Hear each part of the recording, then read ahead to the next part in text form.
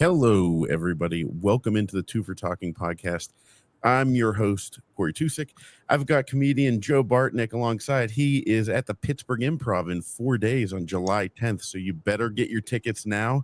And also, he'll be up in at the Boston Comedy Studio on August 23rd. And then Josh Yohe with The Athletic, as always, who's been delivering nothing but news all week.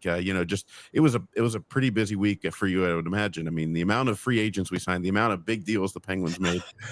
Being a little facetious, but guys, to start, it's been a little quiet. And we'll get into some trade rumors, things like that, because everybody's wondering if Brian Rust or Rickard Rakell are on the move.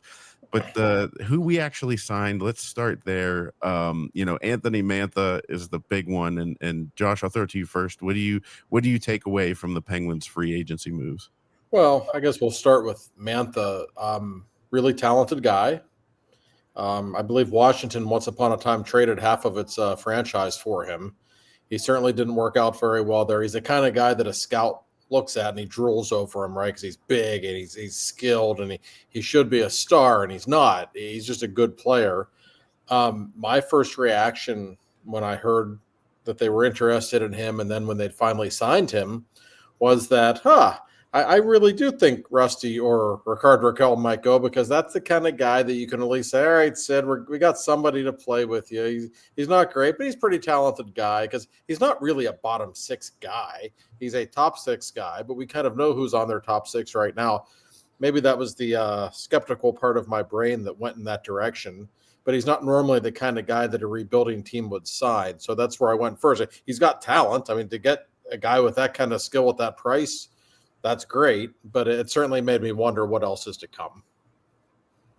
Yeah, as dismayed as I was last week at this time on this show, which is on public record, I thought Dubas had a pretty good week this week. Is it Anthony Mantha from 5 years ago when he had all the potential in the world and you just saw, if he could just get a little meaner, he'd be fantastic? No, but he's definitely a serviceable middle six big winger with decent hands when motivated, very good. Every now and then he has flashes. He's just not a mean guy, which is everyone yearns for. But he played pretty good for the Capitals in stretches. He played great for Detroit in stretches. So we shall see. It's one of these projects that Dubas has been wanting to use and to look into, and I like it. I really like the Justin Brazeau guy. He is a mountain of a man, and he plays with bad intentions. So, hey, maybe a guy on the fourth line that can maybe, stir the pot a little bit, or at least forecheck, at least knock somebody on their can. I like that move. Parker Wotherspoon, I saw him play a lot in Boston, or when he did play, I saw him play. He's a little bit of a mean streak. He's serviceable. He's just as good as the bottom six we had this year. But he's bigger in size and has a little mean streak. And then the kid, I'm not going to try to pronounce his name correct, from Washington. He's a big guy too on the blue line. So all in all, I like the new guys he brought in, and Dewars and Tomasino were the two guys I wanted to bring back. So I'm really happy with Dubas this week. Good job, Kyle. Way to go. Well, we're seeing some themes, right? Like, number one, the Penguins are getting bigger, and we've been talking about that for weeks now. That's, people I've talked with in the organization. Kyle himself will tell you that. The Penguins I think Dubas, after watching this team play for 2 years, I think he got a little tired of seeing Sid get pushed around and him having to, defend himself at all times. I think he looks at the Penguins and just sees a team that is too injury prone and too small. And so that's one of the reasons that not only in the draft, but also in free agency, you see them getting bigger. And maybe the single most important thing that Kyle Dubas did the last 5 days, he didn't spend money foolishly. He didn't do anything stupid. Like, he didn't, and why would he, right? And he basically told us that at the Combine a few weeks ago. He said, we're not ready to be a championship team yet. I'm not going to spend a ridiculous amount of money on July 1st. It's like Jack Nicklaus always used to say, you can't win a golf tournament on Thursday, but you can lose it on Thursday. That's what July 1st is, I think, for a lot of NHL teams. And Kyle himself 2 years ago made all kinds of mistakes on July 1st, 2023. But to his credit, I think he's learned from that. And I think he knows the Penguins just aren't in a position right now to be one of those teams. They still have, I think, $15 or $16 million of cap space. So they can go out and sign somebody if the right guy pops up. And maybe they will, Joe. But he didn't do anything stupid. A lot of short-term deals with guys who are okay players who make sense. So I can't really find fault with anything that he did. And I like some of the guys that they brought in. I think theoretically on paper, the depth is a little better than it was. And I'm glad they brought Tomasino and Dewar back also, because those are guys who have real potential. Tomasino has the potential to be a legitimate top 6 guy, right? And Dewar is the one guy on the team last year who actually played like a bottom 6 guy and understood the role. And they don't have enough guys like that. So I think it made a lot of sense to bring them both back, especially on the cheap.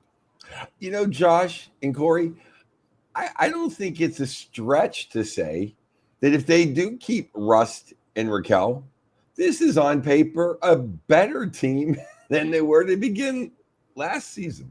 They certainly are, as long as goaltending can hold serve, which we'll get to that eventually. But I think their forwards are better for sure. Listen, if theoretically, if they bring everybody back, and we're going to get to that, but if they do, okay, you've got Rust and Raquel still in your top 6.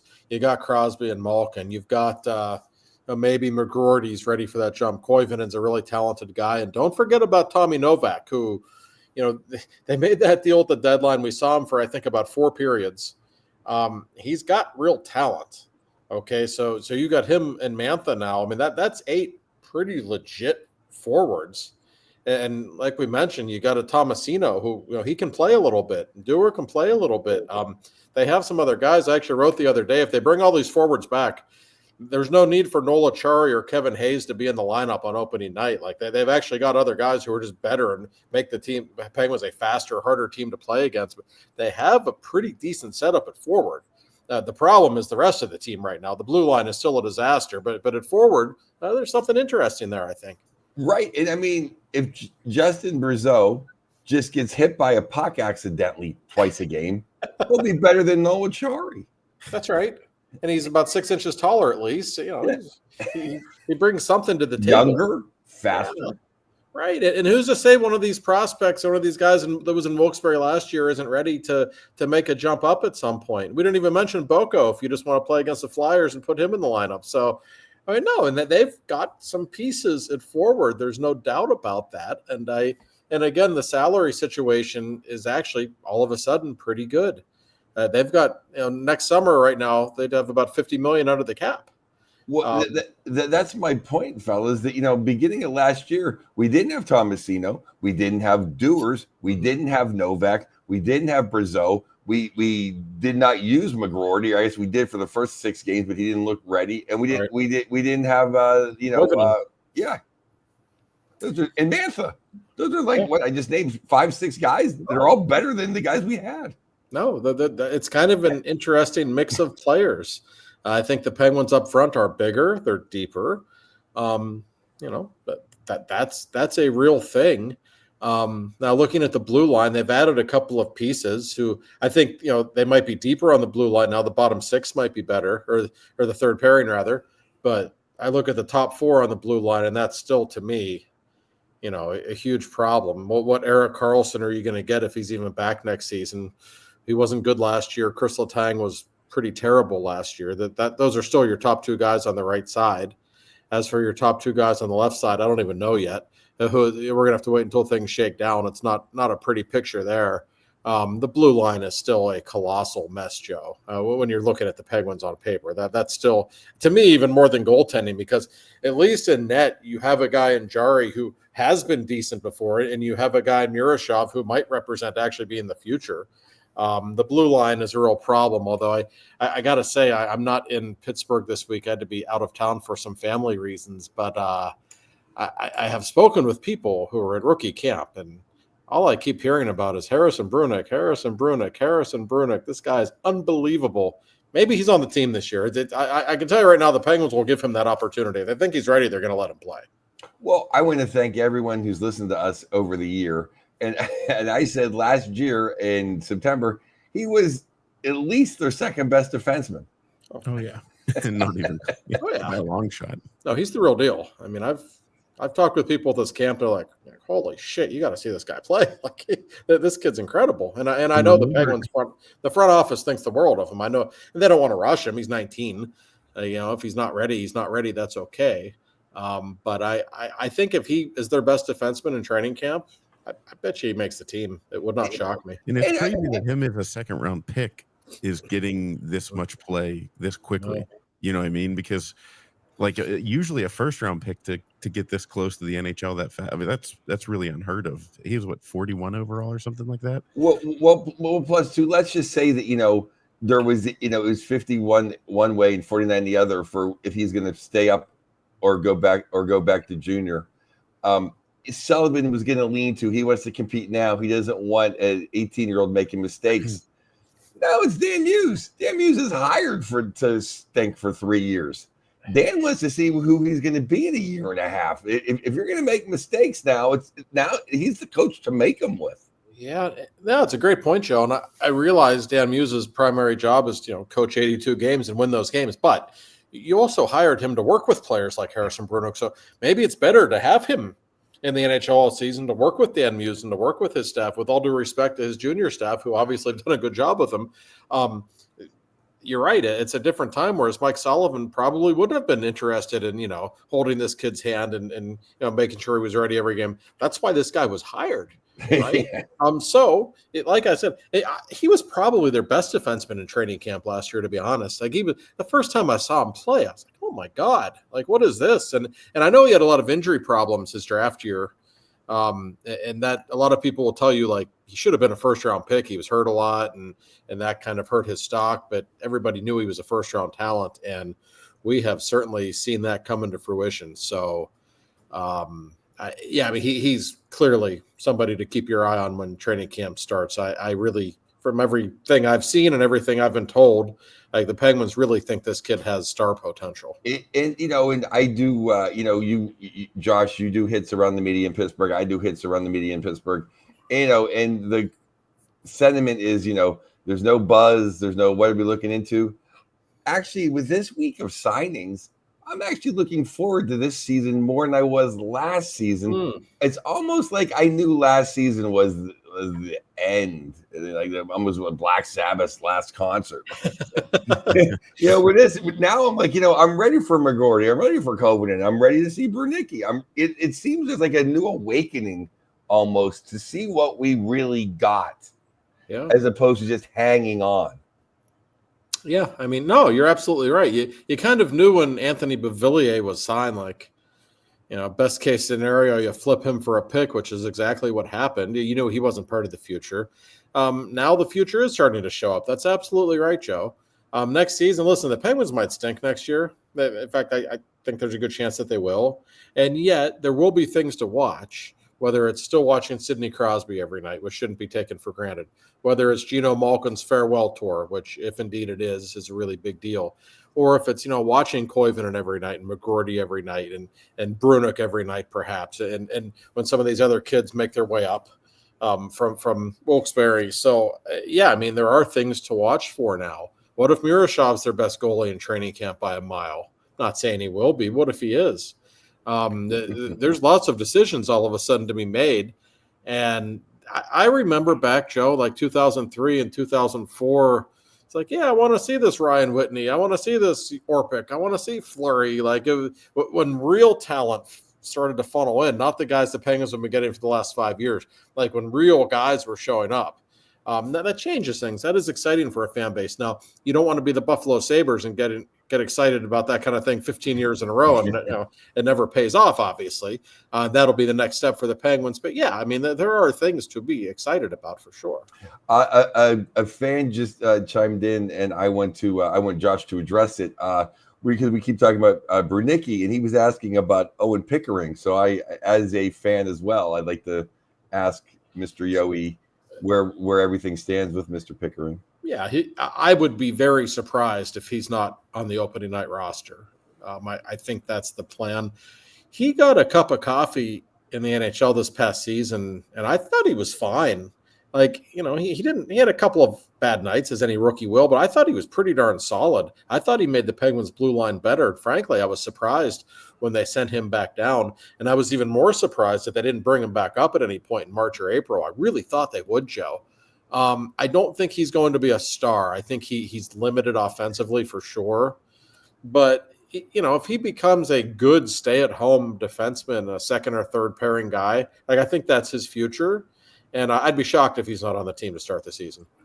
I thought Pickering played exceptionally well last year. And I know this isn't saying much, but he was their best defenseman in his first 5 games when he joined the team. No, he was. And he did fall off a little bit. Maybe the adrenaline wore off. He was a little tired. Maybe he just got sick of playing with bad hockey players as well. But him not coming back was just kind of odd, which you didn't know. I don't know what happened, if he got dinged up in Wilkes-Barre or fell out of, or what really happened. But and everyone's going to get a kick out of not me talking about it, but also for how skinny he is, he was throwing the body around a little bit. He was not shy, and he didn't get run over like, say, P.O. Joseph. Oh, no, I mean, he's a different caliber player than somebody like him for sure, even though they're both first-round picks. Pickering, it was funny. I remember the Penguins were in Seattle the day he got sent back down, and I asked Kyle Dubas, I said, is this just like a paper move, or is this you actually sending him down? Because I was kind of surprised. And he said, no, it's not a paper mover. We just, we want him to get a little more work in, but we like him. And I believe that. I think they do. I don't think he's ever going to be a top pairing guy. I just don't know that he's that talented. But listen, even though he's, when somebody's a first round pick, you always want them to become a star, a top 6 forward, or a top pairing defenseman. Hey, if he becomes a very good third pairing defenseman, kind of in the shutdown mold, that's okay. That's fine. That doesn't make him a bust by any stretch.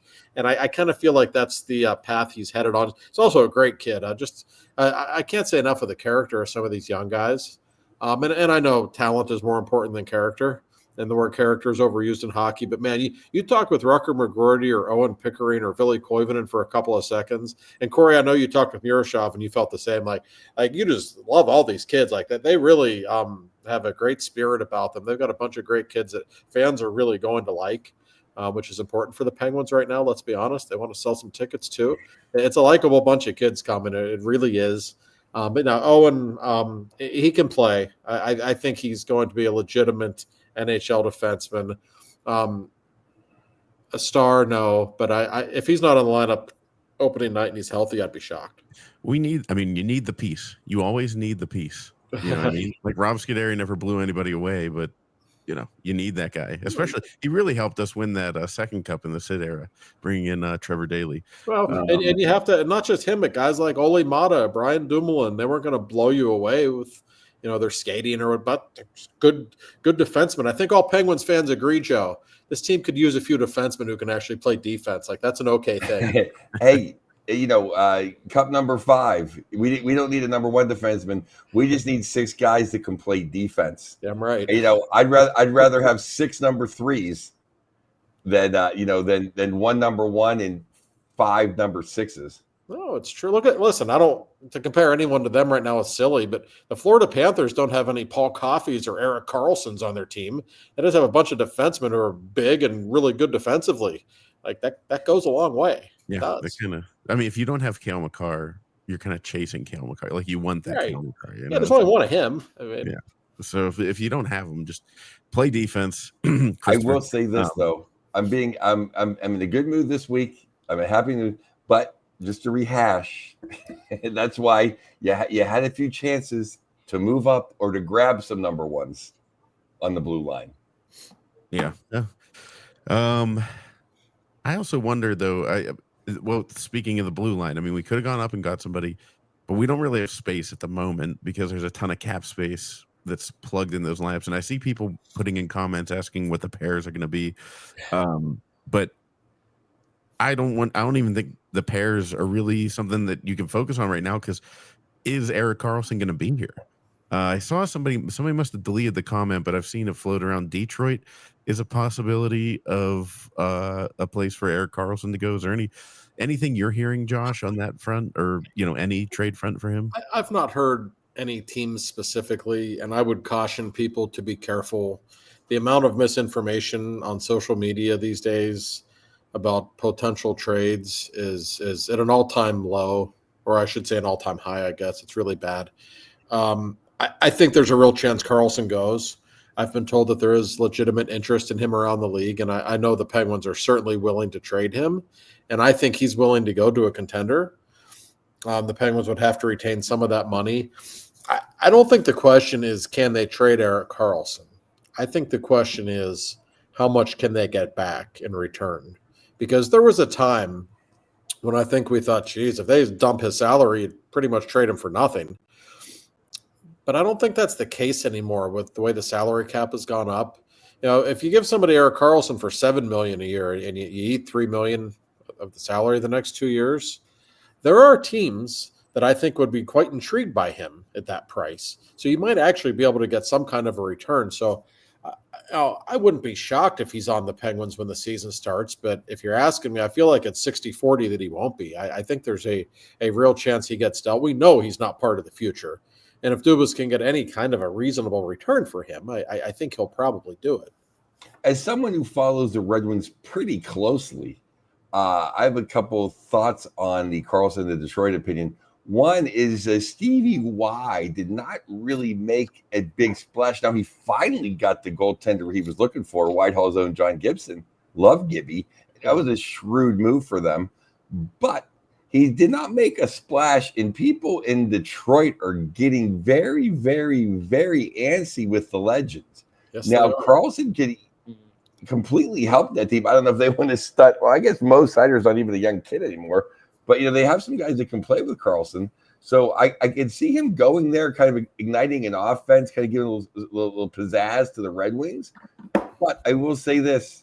The only lips tighter than Lou Lamoriello's are Stevie Y's. Oh, yeah. So the rumor did not come from Detroit. No, and I doubt it came from Pittsburgh either, because Kyle's not exactly known for spreading that kind of stuff. There's a lot of pressure on Stevie Y, and there probably should be. Detroit might make sense, and if my recollection is correct, I seem to recall Karlsson in his 2 years with the Penguins playing very well against the Red Wings on a few occasions. That goes a long way, I'm convinced. The Penguins always pick up guys who played well against them. You just see that. He likes to play against them. And you mentioned Seider, who I think is a really great player. And, that'd be a good setup for Erik, because, Seider could play 25 minutes a night and be the number one guy and take on the number one forwards. And you could let Karlsson play against the lesser forwards and just kind of do his thing. Maybe it would make sense. I know Yzerman's under a lot of heat right now, I think for the first time, really. That's why you don't hire legends in your cities as GMs. That's just dangerous stuff. I've said that because then it's hard firing them. Oh, yeah. And then every big event is it's weird. That's right. I wanted 11-year-old me when Mario retired the first time. I was like, oh, well, can he be coach, Dad? Like, you think he'd be coach? I just wanted Mario back, I still do. I mean, we all still want to see Mario in the building. And that rumor has not ended, right? It's not dead. No one's officially Nobody squashed it. Nobody squashed it. So that's the other trades. Okay, so everybody's asking about Raquel and Rust. Are you hearing anything there, Josh? Anything to report? Because we know that the return would have to be pretty significant. I mean, we're talking probably one first-round pick and a decent player, like a younger guy that's going to be here in a year or so. Are we referring to Rust and Raquel? Rust and Raquel. Oh, sorry. Yeah, I mean, I have heard some things over the weekend. In fact, it was on Friday, I believe. I was told by somebody, actually a couple of people in the organization, told me that if Ehlers did not sign in Carolina, and of course he did sign in Carolina, but I was told that if he did not sign in Carolina, don't be shocked if there's a trade coming between the Penguins and the Hurricanes very soon thereafter. And I do believe Rust or Raquel would have been included in such a deal. I think that was kind of plan B for Carolina. That doesn't mean the trade was agreed upon. I'm not suggesting that, but I think Rust and or Raquel were their targets if they didn't get their guy in free agency. They've got a lot of money to spend. The salary cap was not a problem for them, and they really wanted to make their team better. Now, he did sign in Carolina, so I don't think we'll be seeing that now. But for the teams that struck out in free agency, maybe didn't get the big names or the splash they wanted, man, Russ and Raquel, they would have to be attractive to teams. Sure, you have to give up something for them now, which you wouldn't have had to do in free agency, but they only have 3 years left on their contracts now. And if those guys were on the open market, it'd probably take 5 or 6 years to lock them up. So I think if you're a team in that spot, that's kind of what you say to yourself. Well, we have to give up an asset or two to Pittsburgh now, but at least we only have to lock in for 2 or 3 years with these guys. I think one of them gets dealt before the season starts. I'd be surprised if they're both Penguins. It's such of a great position of leverage for Kyle Dubas when the whole league is trying to get better, trying to buy right now. He's the only guy who's really sure I'll sell. And because of that, he can really drive a hard bargain and have teams competing against one another for those guys. So it could have happened over the weekend if things fell a certain way in free agency. I think one of those guys goes, and which one's more likely, I really don't know. That might depend on whoever it is the teams are more interested in between the two of them. But I can tell you that interest in Rust in particular is sky high. Everybody around the league wants Brian Rust if they can get him. And he's available, but I mean, Dubas is not just going to give him away. I'm telling you, he is asking for a ton in return for either of those guys. I think especially Rust. I think that just shows how poorly managed the Carolina Hurricanes are. I think they gave Ehlers way too much money. I think he's completely overrated. It was a soft market. I think in any other year, he would not be a top 5 get. And I would rather have Raquel or Rust. I don't care who I had to give up. A couple draft picks. Like Ehlers is a really good player, Joe, but don't they already have like 6 of him on their roster? That's exactly another guy who's never won a goddamn thing. Right. Like, I mean, they already have so much. Yeah, he'll fit in. Yeah, he's a perfect Hurricane. He'll fit in. Well, okay, but he's not a star. He's a good player. He is. He's a very good two-way player. I'm sure he will fit in. But is he going to be the difference come springtime for them? Probably not. And for the money they gave him, boy, that was wild to me. Yeah, I mean, same exact thought I had. Like this is such a Carolina move. It fits Carolina, so well. Regular season run, but they can't get anyone else to sign there. That's their kind of their level of player. Well, not that Brock Besser is Mike Bossy, but I would have given, and Besser was signed for chump change. I mean, he signed for basically Ehlers money. I would have given Brock Besser $9 million times whatever 7, and said, "Goodbye, Mr. Ehlers, stay home." Well, yeah, I mean, there's like conflicting feelings about Besser around the league. Some people really love him, some don't. He's one of those guys who always plays great against the Penguins. Every time I see him play, I'm like, man, this guy's a star. How does this guy not score 50 a year? Well, I just think that he actually is a natural goal scorer. I'm not high on him. I think Ehlers pretty good. They put it this way: they had to go out and get Gabe Vilardi to be their number 1 winger.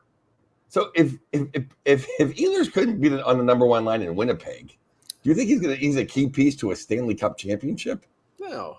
Like I say, he's a very good player. He's a good second line player is what he is. And that's fine. There's nothing wrong with that. But all Carolina has is good second line players. So it's just, I don't know. I was a little, when I saw that term, like, oh man, I don't know. I don't know if that's a sensible business move on their part, but I guess that's the hand they're dealt. They have a hard time signing people there for whatever reason may be the case. And it wasn't a great free agency crop. It usually isn't a great free agency crop. And some of the money that you knew you were going to see it, with the salary cap going up, people were going to spend stupid money. And indeed, a lot of teams did. And that's just the way it goes. And that's why you have to be so careful on July 1st. I can honestly say, though, other than the Marner mistake, I thought I was kind of surprised that more GMs didn't really spend stupid money. I mean, a lot of guys came back. I mean, besides Florida, as the Florida guys taking discounts, even the Besser thing, I think he could have got more somewhere else. I think a lot of GMs kind of play close to the vest because you guys know next year is an extravaganza. Yes. Yeah. Oh, I mean, now we don't know, of course, which of those guys might, sign between now and then. That always happens.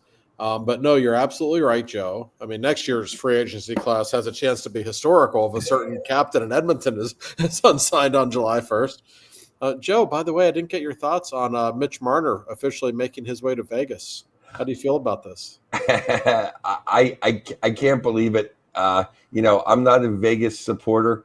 I'm not anti-Vegas because I like Barbashev, and I just kind of like Eichel. Not sticking it to Buffalo because I want the Sabres to win at some point, but I didn't like the way Eichel was treated at all up there.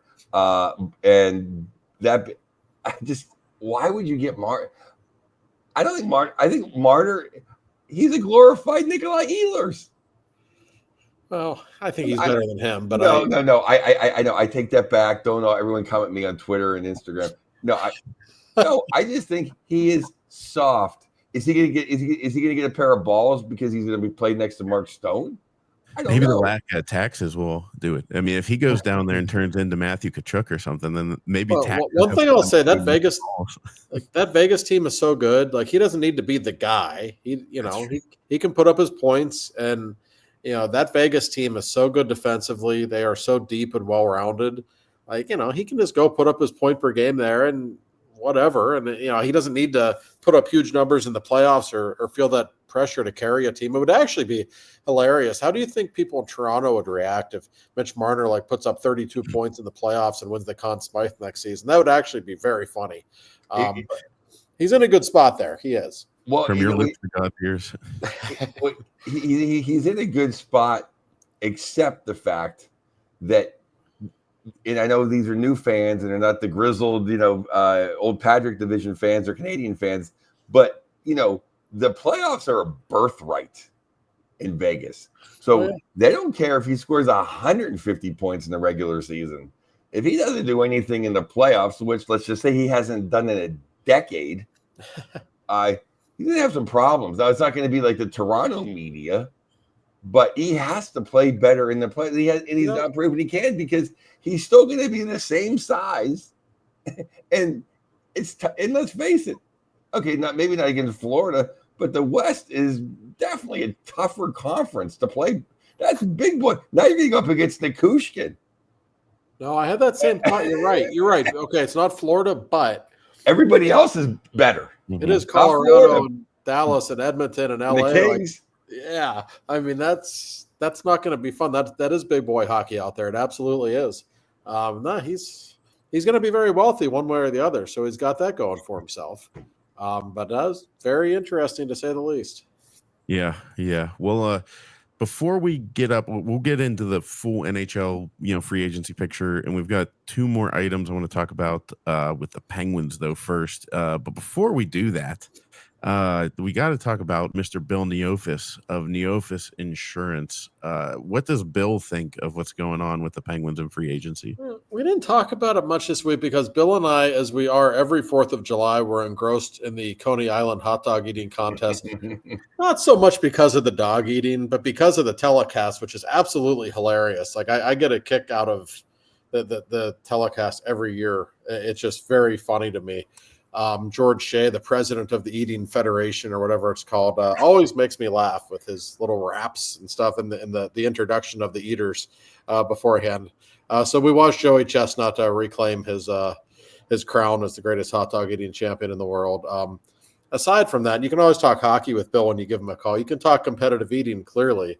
But also, I mean, his day job is insurance, so you should probably talk that as well. Give Bill a call anytime, 412-364-3388. NeofusInsurance.com, as we tell you about every week.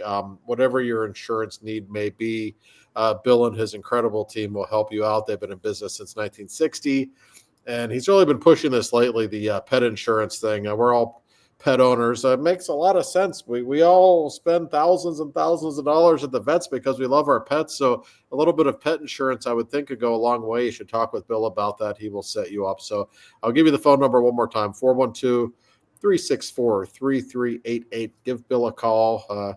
Maybe you'll get one of his assistants, whoever you get. That'll be a good chat. I guarantee it. Thanks, Bill. And definitely get pet insurance. I mean, Bill's on the cutting edge. He's right. He understands. I got to talk to Bill about what my brother could have done here because my brother's dog, quick side story, destroyed his air conditioner by pissing on it nonstop for years. And he didn't know that he was doing it. So all of a sudden his air conditioner dies. And that's like some kind of weird crossover pet / homeowners insurance. I mean, is that covered? I don't know. I gotta have Bill out for lunch and get some advice here because Your brother might be screwed on that one. I don't know, but I mean, yeah, it's worth a shot. Yeah, it's worth a shot. It's just it's one of those things. My wife, I mean, I love dogs too, but my wife, if it weren't for kids, we'd probably have like 47 dogs in the house. Sure. So now I'm like, yeah, maybe let's not get a boy dog just so it doesn't piss on the air conditioner. But anyways, there's a Sid thing that I want to get at. I hate even talking about it, but it's annoying. But there's another move that the Penguins made this week that we didn't talk about. And that would be Mr. Alex Nedeljkovic going out west to San Jose, getting a third-round draft pick for Ned. I'll take that all day. What are your guys' thoughts on the Cleveland's own Alex Nedeljkovic leaving the Penguins? Well, he was not part of the future. I've said that about some other players, whether it be Erik Karlsson or some others. So we know that. So if you can get a good asset in return, perfectly fine. And he had a bad year last year, so to get a third-round pick for kind of a journeyman, that's a good piece of business. That's fine. My question now is, do the Penguins go out and get another veteran before the season, or are they going to go with their current goaltender situation and have Tristan Jarry be the number one guy and just have Miroshov be the guy in Wilkes-Barre for an entire season and Blomqvist presumably being the backup in Pittsburgh? He did not look good at all his last few NHL starts, which makes me wonder if there's a veteran on the cheap, if they go out and get one. I kind of think they might. Wouldn't surprise me, but it's going to be interesting to see how they handle it. Well, that would almost go against Dubas's or the quote unquote, not the quote unquote, whatever, the plan of not caring if you win. But I guess you don't want Joel to stink and lose confidence. But I want to top of the stick. I thought Ned did admirable. Last year was not his best year, but he was a good dude, good teammate, and nothing but the best to Ned. And Dubas getting a third-round draft pick. I mean, that's magic. Yeah, no, Ned's an unbelievable guy. I mean, he really is. Yeah, he is one of my favorite players to deal with ever. I mean, for the second he came to Pittsburgh, this guy's just a breath of fresh air. There's the kids like to use the word real. He's just very real. Like there's just an authenticity about him. If you knew him, you'd like him. He's just one of those guys. So yeah, certainly on a personal level, sad to see him go. Yeah, he's no Casey DeSmith. He's always welcome back. He's actually a nice guy tue. You just don't like him. But I know where you're going. I know. But and listen, I guess here we sit on July 6th at 11 p.m. I think Tristan Jarry is going to be the guy on opening night. It's looking that way. I can't believe I'm saying it in January.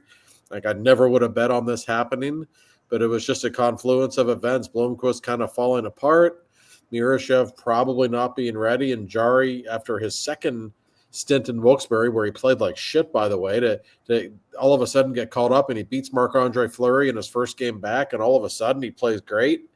I think he's probably the guy to start the season. Obviously, that will come with many question marks. The good news is it comes with like very low expectations, so maybe he won't feel as much pressure as what he has felt in the past.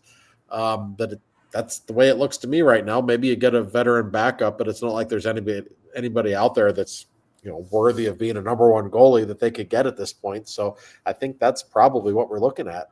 Well, the Ducks have like one too many goaltenders. It may be a team to look at. Maybe. I mean, yeah. But again, maybe you don't want to be too good this season if you're the Penguins. I hate saying that. I've never been a proponent of tanking. I'm not even accusing Kyle of tanking. I don't know if that'd be appropriate to say that, but let's be honest. There's a chance the Penguins are a Sidney Crosby groin injury away from being really, really bad, potentially. Oh, yeah. Yeah, and I look at it this way. I think the Penguins make the playoffs. This is the scenario they make the playoffs is if they have health. Tristan Jarry plays great, and not great, just good. And you have a couple young guys that kind of take that leap all together at the same time, like we've seen the Penguins have in the past. That is a way that you make the playoffs. outside of that happening, I think we're a lottery pick. And I think I might get crushed for saying this, but with someone like Gavin McKenna coming in the current situation that the Penguins are in, you're almost doing yourself a disservice if you tried to win this year. Like, because if the Penguins went all in on free agency, where would they end up? Like the fifth or sixth seed? You know what I mean? Like if they pushed all their chips to the table right now that they have, they'd be like a 6 seed, maybe lose in the second round. And I want to see them make the playoffs, all that stuff. But you've got a chance, and it's no guarantee, but maybe you end up in the 25% chance, and it's a 1 in 4 shot of getting a generational talent. We've seen it happen here before. I will let you know it was 21 years between Mario Lemieux and Sidney Crosby, and it is 21 years between Sidney Crosby and next year's draft. So numerology, I like that. Yeah. And by the way, Corey, it's not just McKenna in this draft. And listen, I'm no draft expert, but most people will tell you like there could be 4 or 5 prospects in this next draft that probably would have been the number 1 pick this season. Like this is, by all accounts, a magnificent draft. So even to get a top 5 pick, even if you don't get McKenna, you might be getting like a real legitimate foundational type player, which I think we can all agree the Penguins need. So that has to be in the back of Kyle's mind. He'd never say that publicly, but it has to be. How could it not be? Well, I think, if Dubas went and spent more money, it would be a complete mistake. I only saw 2 guys that I wanted on or 3 guys. I thought only 3 guys that were out there legitimately that I think would have made put the Penguins into a possible playoff position or a greater chance. That was Gravikov, a guy from LA who went to the Rangers, like 7 times 7. Bennett, if Tampa say, hey, Bennett, we'll give you 6 times 12, and or you offer sheet Matthew Knies and you give Sid his real power forward. Right. Other than that, I didn't see anybody out there that was like going to change, or maybe maybe Ekblad, that would change the course of Penguins history that was possibly available. I agree. And I think that's what Kyle thought too. I think he looked at the free agency pool and said, yeah, there's some players here. There's some guys that can make us better, but is it really worth it when, even if we sign 3 of these guys, we're no cup team. And then all of a sudden, instead of having $50 million to spend next summer, we only have, $30 million. Or, you can do the math over the years. I don't think it's wise to start spending a ton of money in free agency until you're ready to win, and until you know which of your prospects is legit. Like if Harrison Brunek becomes a really big-time player next year, you probably know you never have to spend that much money on the right side of your blue line because you got that guy, kind of like Seider in Detroit. You got that guy on the right side. So yeah, it's tough to project which prospects are going to be impactful and which ones aren't. And I think that makes it even harder to spend money too. So like I said at the start of the show, I think the best thing he did was not spend a fortune on July 1st. I understand that frustrates people who want to win. Probably frustrated Sidney Crosby. Players are wired to let's see how many good players we can get right now and win. But I can understand why in this class he didn't, and I think it would have been a mistake. For me not to be frustrated, that's pretty. No one wants to win more than me right now. But even I was like, hey, we got to win. It wasn't the time. Speaking of frustrating Sidney Crosby, Josh, kind of news came out, I don't know from where, that was kind of backpedaling on the Mr. Dubas saying this is Gino's last year. Now he seems to say, we'll have a conversation around the Super Bowl and we'll see what he wants to do. What are your thoughts on that exactly? I think Kyle had to say that publicly. Like, what else is he going to say? I don't. And listen, if Gino comes out flying this year and looks like the Gino of old, I don't know. Maybe things can change.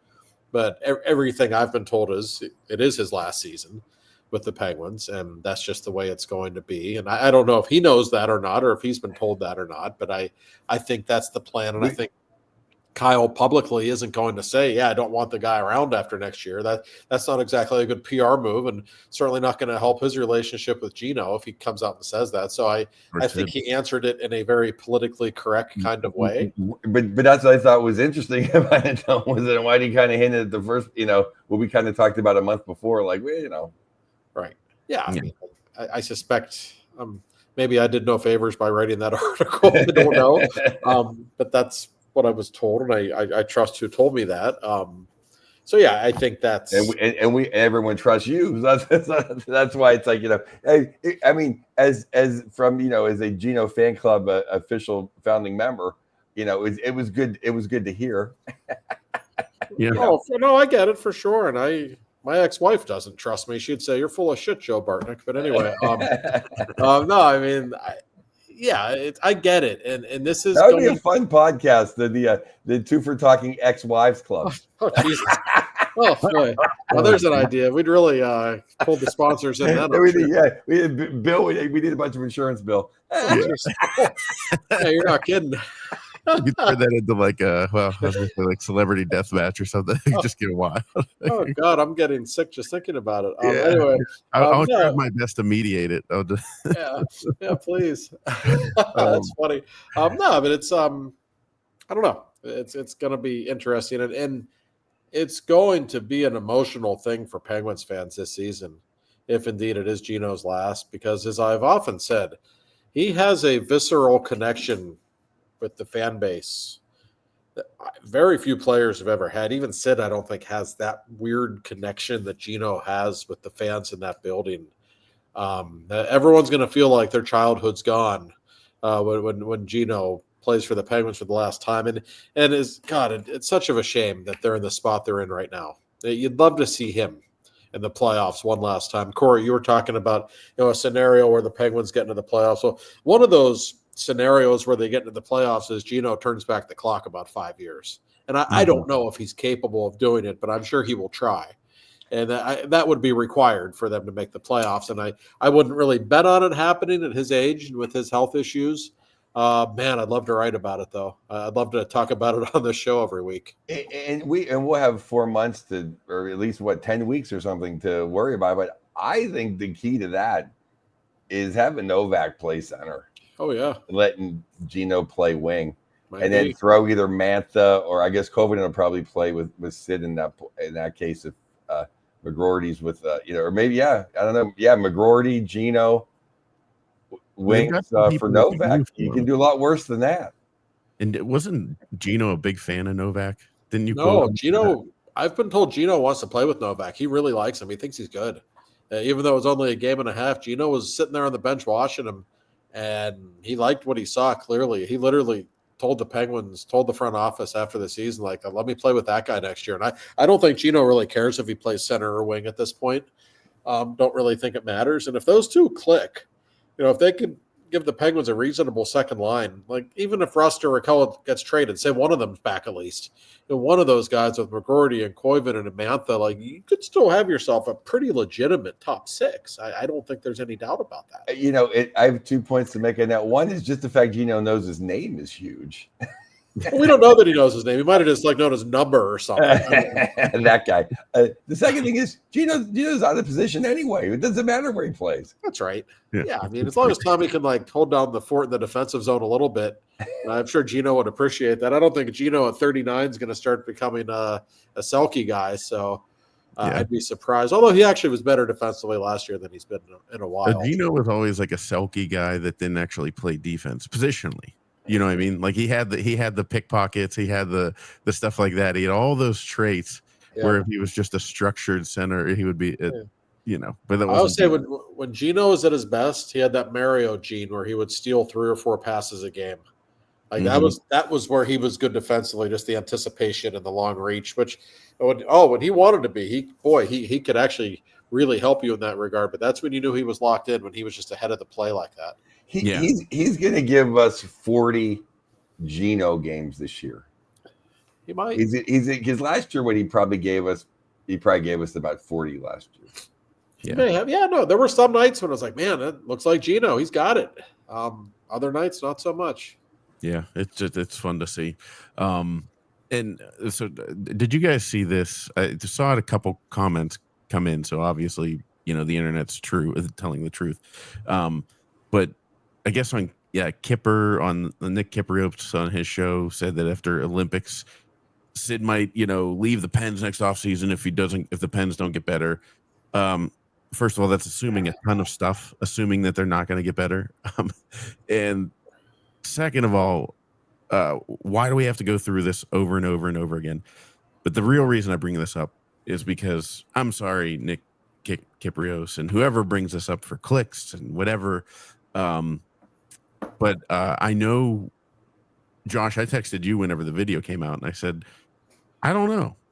To me, that looks like a guy that's in on the plan. When Sid, if anybody saw the video the Penguins put on social media, Sid was in Cranberry, met all the draft picks, the 37 draft picks that the Penguins had. He met them all, and he's sitting there smiling, like really engaged. Does not look like a guy who's not read in on the plan, if you know what I mean. Like, he looks like a guy who understands, has bought in, and is like, I'm excited to see this moving forward. Yeah, I know he's not thrilled with the situation right now. He wants the Penguins to be better. But any idea that Sidney Crosby wants to play somewhere else, like even Nathan McKinnon had to come out on Twitter last week and call it fake news. Like even he was getting annoyed by it. I'm going to talk with Sid at some point this summer, and I know this subject's going to come up, and I know he's going to get irritated when it does. Nothing drives him more nuts than this. And 99% of this bullshit comes from Canada. I don't know why. And nothing. My kids are Canadian. I have nothing but love for the people of Canada. I don't know why it always comes from north of the border, but there's just this obsession with seeing him play for another team. And I don't really understand what it is. Is there not enough star power in the league right now? I don't know what it is, why we have to continually focus on him. And people keep saying, oh, he deserves to be in the playoffs. He deserves to be in them. You know what he deserves? He deserves to play for the team that he wants to play for. That's what he deserves. And if he wants to be a Pittsburgh Penguin, I think that should be good enough for everybody else. Okay. And if he doesn't, then Pittsburgh owes him nothing, or he owes Pittsburgh nothing rather. I mean, if he wants to leave, I don't think there's many Penguins fans who would hold it against him. But if he wants to stay, isn't that enough? What else does he have to say or do? Why is it so bad that a great all-time player just wants to finish out his career with the team it all started with? I don't understand. It's like NBA culture or Ray Bork. I don't know what it is, but Sid's not any of those guys. He's Sid. He already has 3 cups. That's right. To me, it seems like the people in Canada are just disgusted with the fact that the Penguins got 66 and they got 87, and Toronto didn't get him, and no other team did either. So that's why it's like they can't believe that they lost out on 2. They had their Gretzky, but that's it. Yeah. And you know what? It's funny because, Joe, I was going to tee it up for you. All of the comments come from north of the border, but they really come from Toronto and Montreal. Not Toronto fans. Yeah. But, it's just, maybe it's because all the media is, in the hub there in Toronto. All the national media. Corey, you know what they should be doing? Every day the question should be like, hey, McJesus, why don't you find a team that can win? I know. Sid already has his 3 cups. Why are they worried about Sid? And Sid's going to be retiring very soon. And all of a sudden, their greatest athlete, McJesus, is going to be looking around with nothing. Yeah. Yeah. And, it's funny, Josh, what you said about how they hate that Sid or Joe, whichever one of you said it, it's 11 o'clock. We got Sid and we got Lemieux. I've seen a ton of comments of Canadian fans saying, you just know the Penguins are going to end up with Gavin McKenna. It's ever if you go on Twitter and somebody's talking about next year's draft or how the Penguins aren't good, you go through the comments, there is going to be a Canadian that talks about how the Penguins are going to get McKenna. Of course there is. Well, if you know your history, they probably are. Who knows? But no, there's certainly a jealousy factor when you look at all this Crosby stuff. And I think we saw it become even more exaggerated during the Four Nations when we saw the hero's welcome that he received in Montreal. on the first night of the tournament, the game he played, and then the reception afterwards. And obviously, Sid has an affection for Montreal, and Montreal has an affection for him. So now all the Canadians fans want him. I get it. I find it to some point it's almost disrespectful to him that he continually says, "I don't want to play anywhere else," and all these people say, "Well, he deserves to play in the playoffs." No, he doesn't. Like, no, I don't know what that means. He's been in the playoffs like 16 times or something. Like, what he deserves is to do what he wants and to finish his career on his own terms. Yeah. And to me, and maybe this is the Pittsburgher in me, I don't know, but what's a better story? Like Sid going to Colorado and winning a cup on an all-star team, or Sid hanging around until his Penguins get good again and making like one last run at age 40 or something in the playoffs? Like, to me, that's a better story and a more admirable story in a way. And I don't know why people don't see it that way. And the jealousy really comes from Toronto, because when you think about an original 6 team, the mecca of, the biggest city in Canada, all the media there. Now, it's not Montreal, but really the home of hockey. Hockey's, the Emerald Prize. And think about it, Mitch Marner has like the 5th highest point total this season was this year. Like that, he'd come in like that's like 90th in the Penguins. Yeah, that's right. Like 103 points in the Penguins in the 80s and 90s is like that's like nothing. Right. Yeah. They've been so devoid. They have Austin Matthews down that probably kills him because he can't win and he's American. Like, they've never had a superstar in Toronto. Matthews is their best superstar forever. Yeah, think about that. He's American. No, it's true. It's so frustrating, and I know I said it on this show. I said it on Twitter. I said to anyone that would listen who talked about it. I said it's getting to the point that it's like borderline, like harassment from people like Biz and all those other people, where it's just like guys, just let it go. Like, is this guy your friend? You know what I mean? Like, is it like George LaRock? Okay, you're trying to get some attention, because nobody's talked about George LaRock in 20 years. So, he was great at the Shane Doan roast, an incredible roaster. George LaRock. Yeah. Great guy. I did a roast with him of Shane Doan. So I'm not gonna. First of all, I'm not gonna ever speak bad of the Rock. The second Rock, because the original Rock, everyone knows, is old beach bum Don Morocco, who took too many GNC products and became the Rock. No, I'll say something bad about George LaRock. His reporting is not good, because for him, he's the one that got the response from Nathan McKinnon that said fake news. Like, yeah, well, I don't have to depend. He's George LaRock. He's like teaching yoga classes. Kyle Dubas he's not exactly Elliot Friedman. We asked Kyle Dubas about it after the first night of the draft, and I believe him when he said he didn't even know about it. He's like, I'm like busy drafting people. I don't even what's going on. Somebody said, George LaRock said this on Twitter, and Kyle said, well, I don't really care what some random former NHL player's opinion is about Sidney Crosby. Like, Sid certainly hasn't told us he wants to play anywhere else. So everybody, I think, in the organization and the captain himself are so annoyed by this. And it's his buddies, too. It's Paul Bissonnette and Ryan Whitney, guys who played with him. They're in LaRock, for that matter. These are all former teammates of his. And they should know better, and they can't help themselves. They've got to stir the pot. They got to get their attention. Kevin Weeks just nonstop brings it up. It's like every week the guy has to bring it up. It's attention seeking. That's all it is.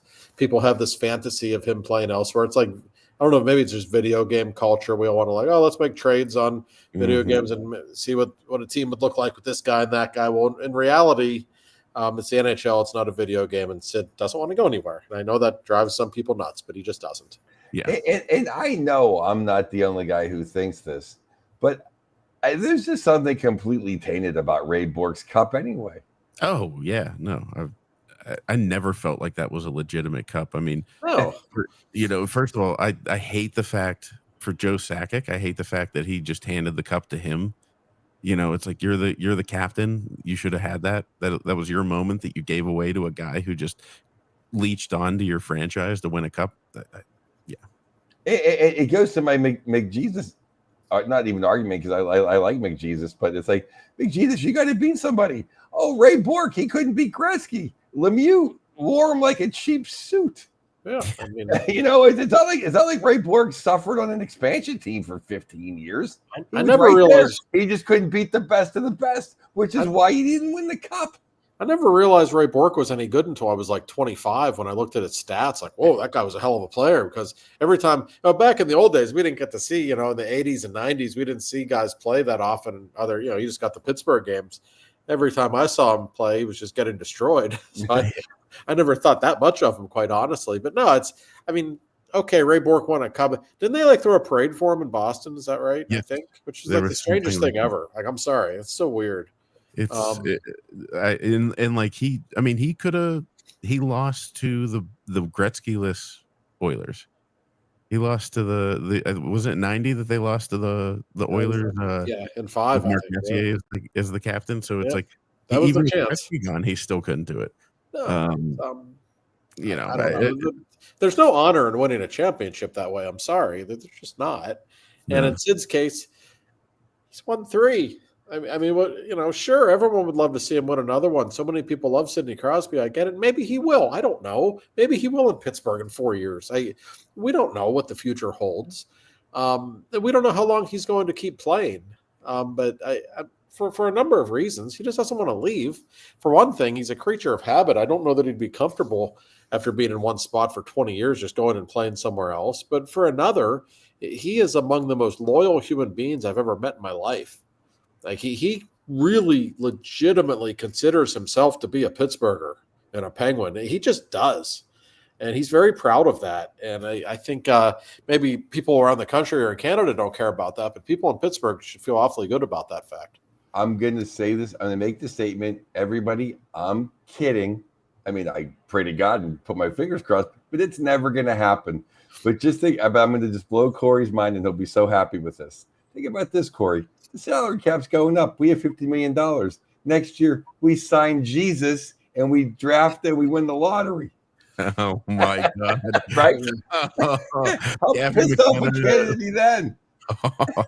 Gavin McKenna, Sidney Crosby, and Jesus. Yeah. We'll bring Malcolm back for that. Realizing his third line potential.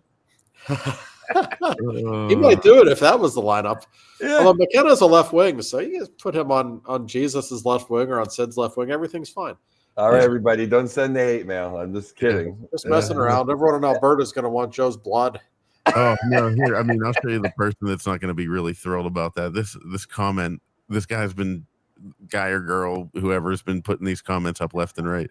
The better story is Crosby going to Edmonton, winning the cup with McDavid or the Leafs. Like, come on, like let's grow up a little bit. No, Jesus Christ! I don't know. I don't get it. I'm sorry. Let's take the 20 best players in the league and put them on a super team and win a cup. What a great story! No, it's a shitty story. It's not a good story. Like, how's that a good story? Like, I don't. That's like robbing a bank. Like, it's not a good story. What am I missing here? It's so bad. Well, it's not a good story for a couple of reasons. One is Edmonton is not this down-shaken franchise. They're not the Cleveland Indians or the Cleveland Browns. Like, they had Gretzky, they had Messier. They have 5 cups. Woe is me, and they got the best player on earth. And then Draisaitl's not bad either. Yeah, exactly. And then Toronto, it's like yeah, they just suck, but it's not like it's like if the Yankees just never won. Like, they have the most money, they got the biggest city. It's not like he's like coming in and saving a downtrodden franchise. They're just mismanaged. Brett, remember, here's like, oh, they hate Dubas. Okay, listen to this, Toronto. Oh, you hate Dubas. You couldn't wait to get rid of him. Well, look at Brad Treliving. When he was in Calgary, he let Sam Bennett and Matthew Tkachuk go. Just think about that. That's your GM. Yeah, a good track record. That's right. Before we, I mean, that's just, I hate to even talk about it, but I think I want to shift the narrative to like telling people that this is harassment. Leave the guy alone. Like, it's not happening. Before we wrap up though, I wanted to throw this up with what I saw on, what we saw in free agency. It's at Jimmy Hockey on Instagram put this together. But anything that stick out at you guys? I mean, we talked about Mitch Marner a little bit, and boy, has the Toronto hate been they've been vicious. They've been out for blood with Marner on Twitter. But Marchand getting 6 times 5.3, like, okay, it's good for him. The fact that Florida kind of held serve, because I even saw a credible report that Aaron Ekblad went to his favorite coffee shop and at one point recently and told everybody thanks for everything all these years. So that sounded like it came at the last moment. Anything, but these are top NHL free agent signings. Anything stick out to you in particular? Well, if you look at this list, then, I mean, obviously everyone in Florida took a discount. I think Bennett could have got 12 I think Bennett could have got 12 if he went to Toronto. Obviously, Aaron Ekblad is ridiculously underpaid. Yeah. Oh, it's criminal. You guys know how much I love Matthew Knies. I think he's worth at least $9 million. I don't know why he wanted to stay in Toronto. The Rat, okay, 6 years. But here's the thing, it's $5 million. He can just come at Easter. The last 3 years of the contract. Who cares if he even plays the regular season? Right.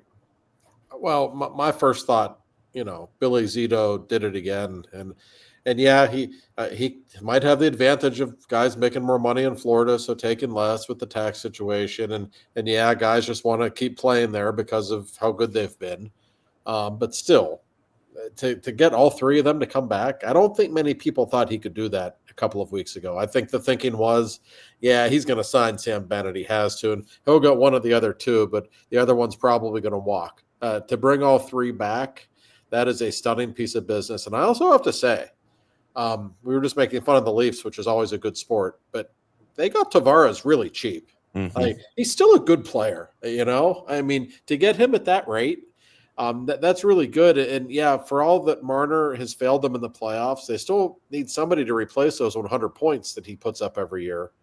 And they didn't do it. I don't, they're not better on paper now than they were a couple of weeks ago. That's for sure. And I don't know what their plan is moving forward, but I see some holes in that lineup all of a sudden. And yeah, I love Knies too. And that's good that you got him locked up, but, I don't know. I don't know that they've missed their window or whatever that means. I still think they're a good team, but I don't think they're a great one. I think all of these defensemen are overpaid. I know why Bouchard got paid $10 million, 10.5 for 4 years, but a few skeptics think that anyone could shoot from the ladies' tees when everyone's looking at Jesus and Leon skating around. But I'll say, after watching Letang play for 20 years, actually hitting the net is a skill. And getting it through is a skill. And it may be worth $10 million after watching people who can't do it. Noah Dobson, I don't know how Lou or I guess it's Darts over there now, gave up on him because they already let Taves go for 2 seconds. I like Noah Dobson. He was down a little bit. I don't think 9.5. I think 9.5 is a lot of money, but the cap's going up okay. But who the hell gave Ivan Provorov $8.5 million? It's like, I mean, they got rid of their idiot GM, but how about that? How about that? Kekalainen? Kekalainen got hired in Buffalo. The only way you can get worse mismanaged as an NHL team than Buffalo is then to hire Kekalainen. Kekalainen, he's only not the worst GM in NHL history because a guy named Ron Hextall existed. No, you're right. I will say this for Bouchard. He might not be worth $10 million anywhere else, but he might be worth that much in Edmonton because he clicks with those guys, especially on the power play. He does. So what could you put any defenseman in that role, and would he put up big numbers on the power play? Maybe. I don't know. But he does. There's just a natural chemistry there. So I can see why they gave him that money, even though he's not Kel McCarr, he's not Quinn Hughes, but he is incredibly important for the Oilers. So I get it. I'm not going to give them a hard time for that. But the Provorov deal was unbelievable to me. I'm sorry. I just don't get that at all. That makes no sense to me. And again, Dobson's really good. Like, would I have given him that kind of money or paid the price Montreal paid for him? No, I don't think he's that good. I think he's really good. I like him. But listen, when July 1st comes, teams start doing crazy things. We see it every single year. And as I have stated on a couple of occasions, there's not a lot going on for the Penguins right now, but be thankful that they still have all that cap space coming up and a lot of bad contracts coming off the books in the next year or two.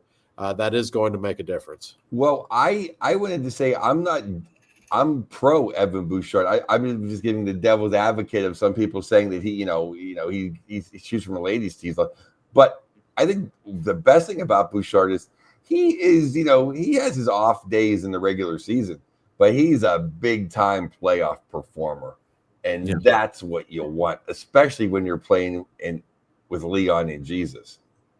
Oh, absolutely. No, he's really good. I mean, listen, if he played, for the Nashville Predators, would he be a $10 million player? I don't know. I'm not sold on that, but whatever they do in Edmonton, like what he does, what he brings to the table, and the main thing is his ability to shoot the puck and his willingness to do so, which we've seen over the years in Pittsburgh. Men on the point playing with stars don't always like to just shoot the puck. Bouchard doesn't care. He knows his role and he does it really well. So good for him. And he's sneaky physical. And I'll tell you I just lost my train of thought on Bouchard. Oh, last year at this time, people were thinking, he's going to be up for the Norris next year. Like he was incredible in last year's playoffs. Like he's a little down in regular season. But what's funny is that I don't know. I guess I can look up in my notes from, but Fabro signed for like chump change compared to Provorov in Columbus. It's patently ridiculous. Let me see what Fabro. 4 years times 4.125. I'd rather have Fabro than Provorov straight up. I know. No, I think I might. I know. How did they even look him in the eye in the locker room? I don't know. I really don't understand that one at all. There's always a couple each year. It's like you think it's a typo. Like, wait a second, what? Really? And we've seen it over the years with different GMs, and like in Pittsburgh, I think it was when Kapanen. Remember the contract Kapanen got a few years ago, and the family was getting like 2 years, $6 million, I think it was. I actually texted somebody in the organization, like, is this right? Like, this can't be right. Like, yeah. I'm like, what the like, really? Like, wow. Okay. It happens. And the friendly ghost is back in Edmonton. Yeah, how about that? He had a good playoffs. He did. No doubt. I mean, to me though, he was so himself, where it was like, you'd see a couple games, you're like, oh, hey, there he is. Wow, he's putting it together, and then kind of disappear for a little bit, Now, I wanted to ask you guys, Connor McDavid. I mean, there's not the rumor mill is going wild right now. Like if you type in Connor, I did it just to I wanted to do so I could see what would come up if it was interesting. If you Google Connor McDavid's name on right now, you see it says Rangers predicted to land Connor McDavid in blockbuster move. Like Yahoo Sports, like Bruins linked to Connor McDavid, Maple Leafs linked to Connor McDavid, like everybody's linked to Connor McDavid. He could have really done away with this. I know there was a report that they met before the draft, to the management and him met. I don't know. I think there's a real chance that he moves.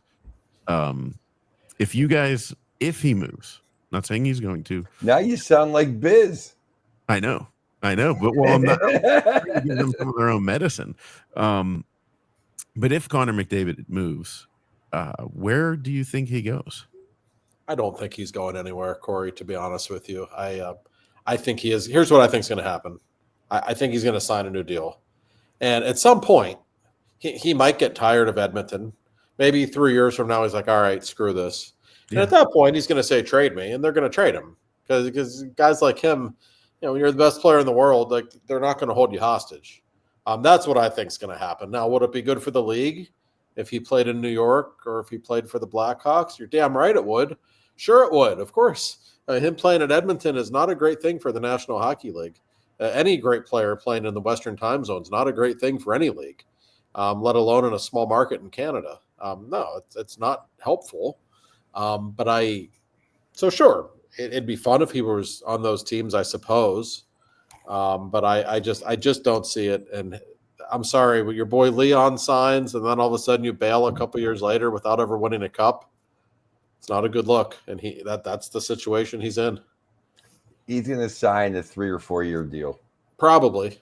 Yeah, I bet it's not another 8-year deal or something like that. I bet it is a shorter deal. Yeah, and then And that's okay. Yeah, and they'll have their 3 or 4 years to make it happen. Yeah. And at that point, then I don't think anyone has a problem with him leaving. He's given 12, 13 years of his life to the franchise. Yes, that's right. If they can't get it together by then, and then just one little quick note before we wrap up. But why do you think it is that NHL players don't like? You look at the highest paid player, Leon. It's like 14 million. You know, you look at all the other leagues, and I'm bringing this up because a Pittsburgh player named TJ Watt always wants to be the highest paid. And look, TJ, I love you. I love what you do on the gridiron. But why? You know what I mean? It's like the moment you saw Myles Garrett sign his contract, you knew, TJ's going to want to have one more dollar than him. And I tweeted this out that, man, this makes you really appreciate Sidney Crosby, because he walks into the room and says, pay me $8.7 million a year. Nobody walks out of this room alive. So I don't know why. What is it about hockey players that are a little different? Because they don't seem to really push for, you know, nobody's trying to break each other's records. It's always kind of shocking who's making the most. Well, I guess part of that's just the culture of the sport. I don't know why. And there's just not as much money in hockey as there is football. Like, look at the money we're talking about in football. Yeah. Like, you know, Sid's always making 8.7. What's McDavid make? Around 12, I think, something like 12. That. Like, we're talking $40 million a year for a non-quarterback. That's insane. That just shows you how much money is in the NFL in particular. I don't know. Listen, I love TJ Watt. I think from everything I've heard, he's a good guy, but I think his obsession with this whole comparison with Myles Garrett and wanting to be paid as much as him, like, it's gotten to be a bit of a problem, in my opinion. Like, you're going to be in the Hall of Fame, TJ, but you never won a playoff game, man. Like, come on. Even Myles Garrett won a playoff game once. It was against you. Like, I mean, so what? Okay, maybe you make $34 million a year. That's okay. I think Mrs. Watt and the family are going to be doing okay. It's greed at some point. Sorry, it is. I am completely over TJ Watt. You've never won a goddamn thing. And on the biggest play of the year, you were taking a knee, having a water break on third down. He does that a lot, doesn't he? I know. Goodbye. I like what he does on the football field, but yeah, He's a great player. I wish he was obsessed with winning Super Bowls the way he is with being compared to Myles Garrett. Yeah. Hey, I don't care if you get run over, but be on the field. Right. No, I agree. And it's a bad look. It's a bad look. As great as Garrett is, that was an absolutely ridiculous amount of money the Browns gave him. Like, I don't think emulating what the Browns do is good business sense for any NFL team. Let's be honest here. No, I don't think. I think the Steelers would be wise to franchise him. Yep. And I mean, how many times can they franchise him? Is it twice? I think so. By then he's 33, and exactly. If he wants to walk, then fine. But it's, he might his performance might go down over the next 2 years. Let's just, it kind of already was a little bit, and it's like, don't come at me, people, like I'm a TJ hater. Like, my kids have TJ Watt posters and jerseys. Like, so, if anybody wants never won a playoff game, him to do good. But you're not a real. I don't count you as a real Steeler if you've never won a Super Bowl. This MFer never won a playoff game. You might as well play for the Pirates. Yeah. I'm serious. I mean, you never won. You never won a playoff game on the Steelers. That's not. I never won a playoff game on the Lions. I never won a playoff game on the Bengals. This is the Pittsburgh Steelers. And you think you're a Hall of Famer and you've never won. Think about that. And he's never won. And he's asking for all this money. Goodbye. Enjoy the LA Chargers.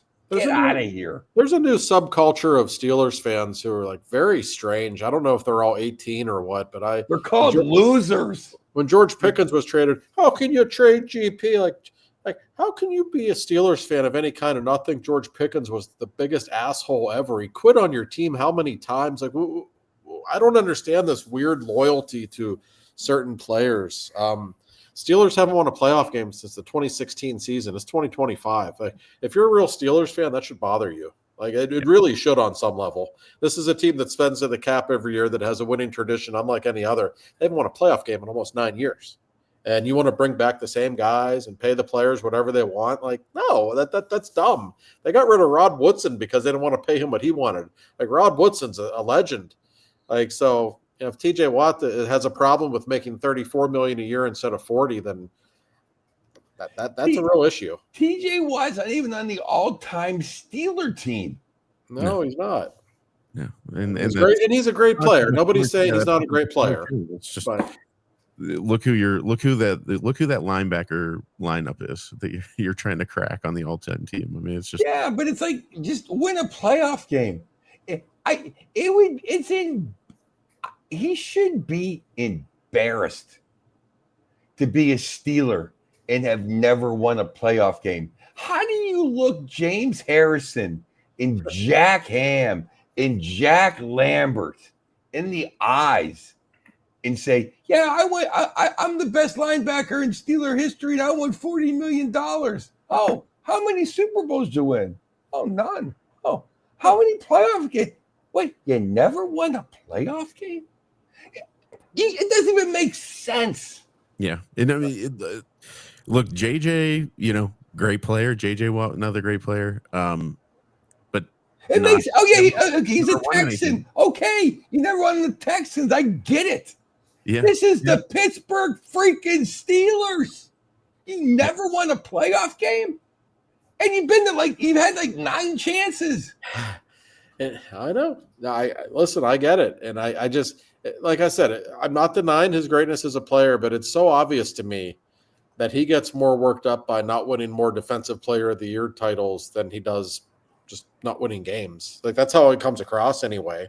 When he threw his fit a couple of years ago and Garrett won Defensive Player of the Year, and he threw out his little passive-aggressive tweet about it, like, maybe just worry about winning some games. Like, Josh, if he really wanted to win, he wouldn't have been on the bench at 3rd and 7 getting a Gatorade. Oh, is that raspberry or is that green?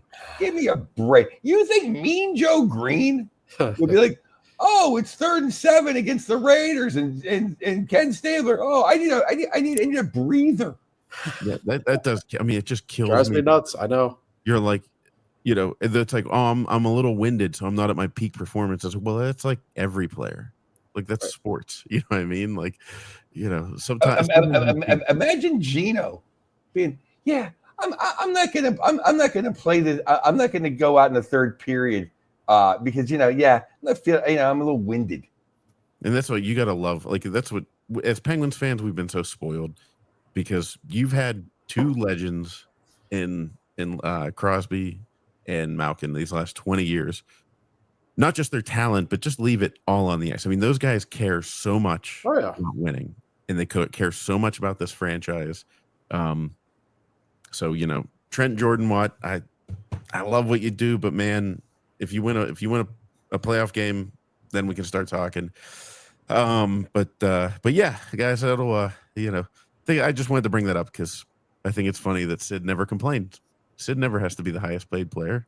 And yet he's the one that gets all the crap, and nobody in the national media jumps on TJ Watt. So why didn't someone say, hey, why doesn't Watt pull a Ray Bork and go somewhere to try to win a Super Bowl? Maybe TJ should demand a trade to the Colorado Avalanche. That seems to be the cool thing to do. That's going to happen. So I have good sources on that. But anyways, so. Well, gentlemen, that'll do it for this week. Everybody, get some questions in or hit us up on Twitter if you want a specific guest on the show. We're going to start doing some interviews through the summer here. So I hope you guys will enjoy those. They're coming soon, but there will be no shortage of Penguin news. Be on the lookout for trades and moves and emergency podcasts. So as always, follow us on Twitter, email the show, contact@twofortalking.com, and we'll talk to you guys later. See you Thursday at the Improv. Yes, Joe's show Thursday at the Improv. Get tickets while they're there.